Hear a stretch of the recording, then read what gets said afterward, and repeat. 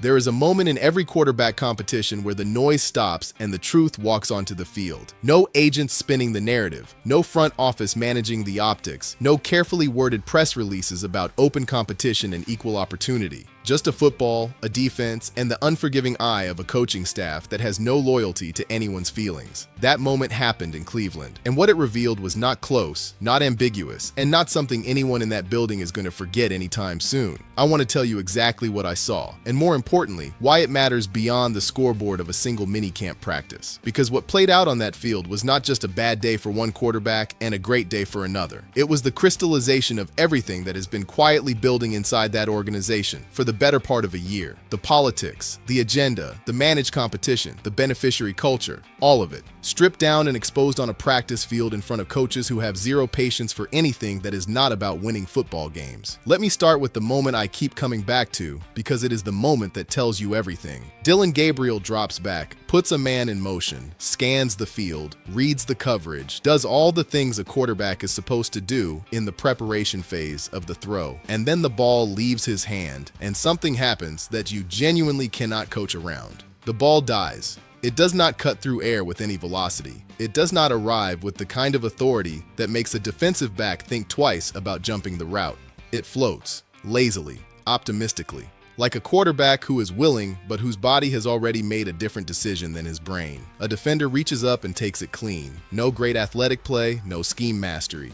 Just a defender reading a ball that announced its own interception before it left the quarterback's fingertips. You can disguise a lot in this sport. You can dress up film study as preparation when you spent 3 months on vacation. You can rehearse a press conference answer until it sounds like leadership. You can talk about a new system with just enough technical language to seem like you have absorbed it. But arm strength is a biological fact. Conviction on a throw is either there or it is not. And Gabriel stood on that practice field under a new coaching staff that does not do sentiment, and his arm told the truth in front of everyone. That throw was not a sample size of one. It was a referendum. Now I want to give you the full picture, because a single throw does not indict a player all by itself. The session numbers tell you the same story from a different angle. 3 completions, 6 attempts, 2 interceptions. In a 7-on-7 period that was specifically designed to test decision-making, rhythm, and ball placement. Half his throws ended as completions. The other half either fell short of the standard or became free possessions for the defense. There is no analytical framework where those numbers read as competitive. In an NFL evaluation environment where coaches are watching every rep with careers on the line and franchise decisions being made in real time, those numbers do not prompt a conversation. They end one. But the number that sits with me most is not in the 7-on-7 session. It is from the 11-on-11 reps, where Gabriel had a genuine opportunity to reset the narrative with a full offense around him. He had real route runners, real coverage shells to read, a legitimate second chance to deliver one moment that could change the temperature of the conversation. Instead, he got intercepted by a player on a tryout.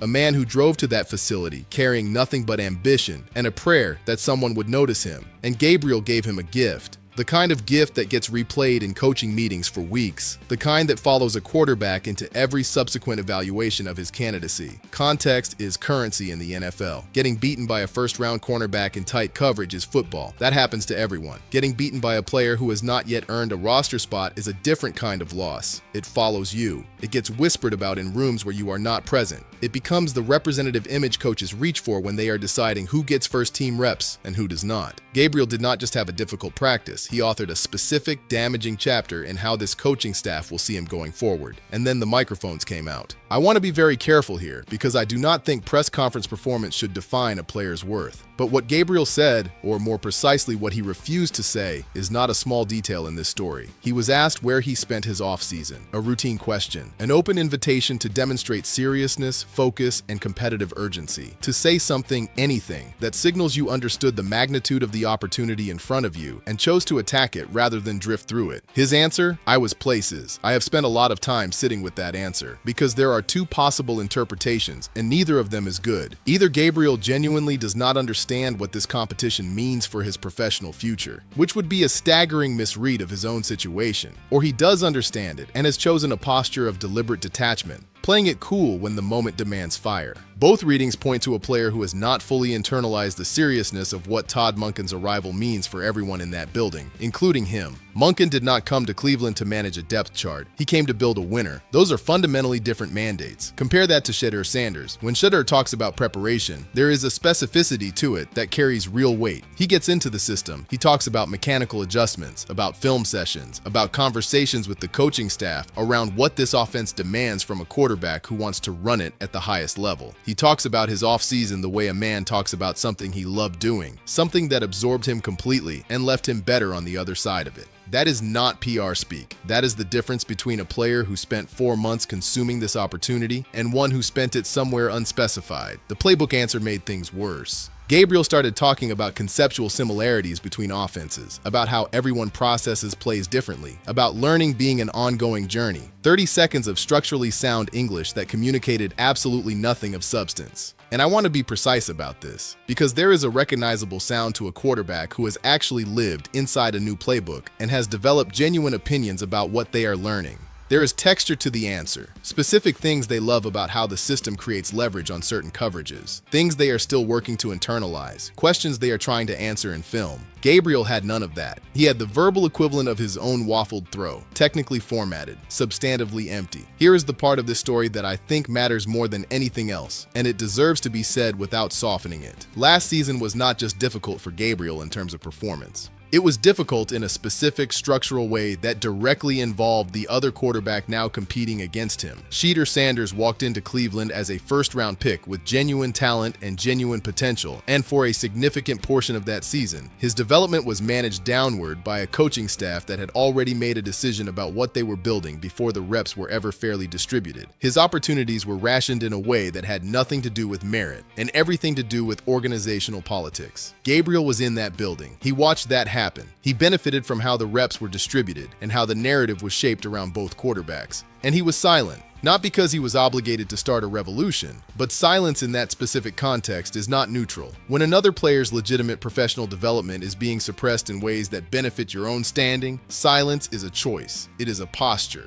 And it carries weight that does not dissolve when the calendar turns and a new coaching staff arrives. I am not suggesting Gabriel designed that dynamic. I am not saying he asked for any of it, but I am saying that he moved through that season as a quiet beneficiary of something that was fundamentally wrong, and then walked into minicamp talking about familiar faces and new routines as though the slate is clean and the history has no relevance. That posture does not sit right with me. The accountability he will not voice in front of cameras is going to keep finding him on the football field, one floating throw at a time. What makes Todd Monken's arrival so significant in this conversation is precisely what it removes from the equation. Kevin Stefanski ran an operation that had room for institutional politics, for quiet favoritism, for competitions that were managed rather than conducted. Monken's entire professional identity is built on the opposite of that, he asks one question, and it has no political answer. It has no loyalty answer. It has a film answer and a practice field answer. Who gives us the best chance to win? That is the entire framework. And by every measurement available from the first evaluation opportunity of this new era, the answer to that question was not Gabriel. Because while Gabriel was fighting his own body and his own uncertainty and his own decision-making, something else was happening on the other side of that practice field that I genuinely think deserves to be celebrated. Shedeur Sanders was not trying to announce himself.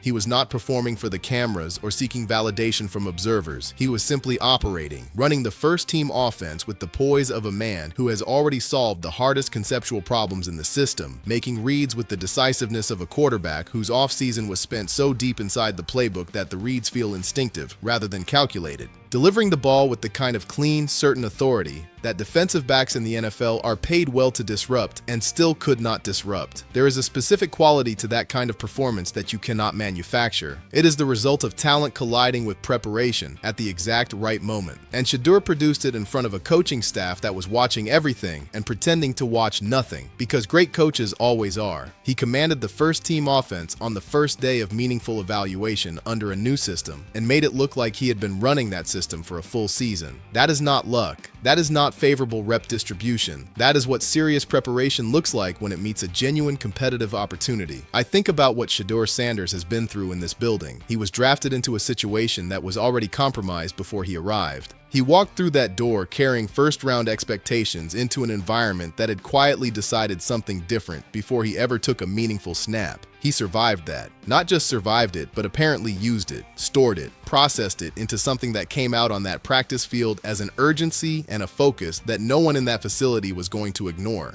That resilience is not something you can buy or develop in a film room. It is forged under conditions that most people never face and would not survive well if they did. And now he is on the other side of it, standing in front of a coaching staff that genuinely does not care about what happened before they arrived. Monken and his staff walked in with blank evaluative slates and gave every quarterback the same empty space to fill, and Shedeur filled it. He filled it with the first-team offense and decisive throws and the quiet command of a player who spent every available hour of his offseason getting ready for exactly this kind of moment, because he understood that this moment was going to come and that it would mean everything. What Cleveland has been waiting for at the quarterback position is something real, not a managed competition where the outcome is predetermined and the reps are a formality, not a placeholder starter holding the position until the organization figures out what it actually wants to do. Something real, a young quarterback who has the physical and mental tools to change the expectation level in that market, to make Sunday feel like it matters, to give a fan base that has absorbed a decades-long string of disappointments at the most important position in professional sports a legitimate reason to believe in the calendar hanging on the wall.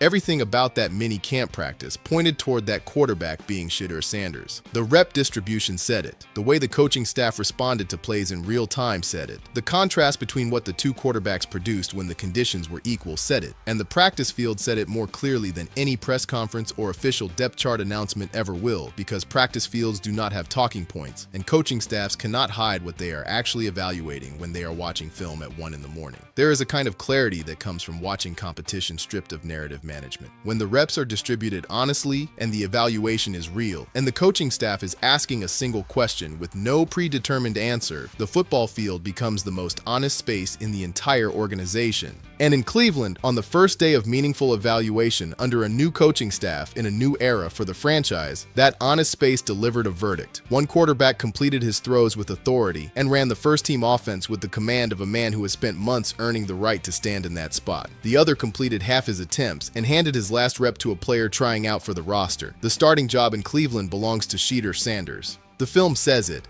The coach's eyes say it, the rep distribution says it, and in whatever quiet corner of honesty Dillon Gabriel allows himself when the cameras are gone and the press conference answers have been filed away and it is just him and the truth of what happened on that field, I think he knows it too. The competition is not over in the technical sense. Roster decisions have not been formally announced, but competitions of this kind are rarely decided in the press release. They are decided in the moments that coaches remember long after the practice schedule has moved on, the moments that live in the film room and in the evaluative instincts of men who have spent careers learning to see exactly what they saw that day in Cleveland. And what they saw pointed in one direction, unmistakably, toward the quarterback who spent his offseason preparing instead of traveling, who showed up knowing the offense instead of noting its similarities to the last one, who commanded the ones instead of struggling through the sevens. That is not a close call. That is a football truth delivered in real time.